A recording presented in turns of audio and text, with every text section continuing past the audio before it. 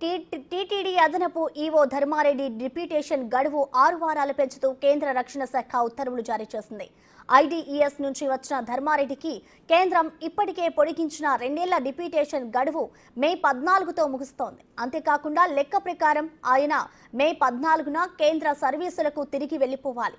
ఈ సంవత్సరం జూన్ 30కి ఆయన పదవి విరమణ చేయాల్సి ఉంది. కానీ డిప్యూటేషన్ గడువు పొడిగించడంతో పదవి విరమణ వరకు టీటీడీలోనే కొనసాగనున్నారు.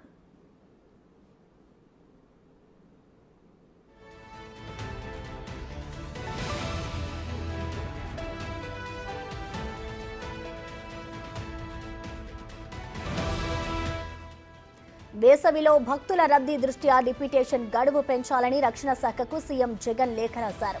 జూన్ 30 వరకు పెంచాలని కోరారు. ముఖ్యమంత్రి లేఖపై స్పందించిన కేంద్రం ఆ మేరకు గడువు 6 వారాలకు పెంచుతూ ఉత్తర్వులు జారీ చేశారు.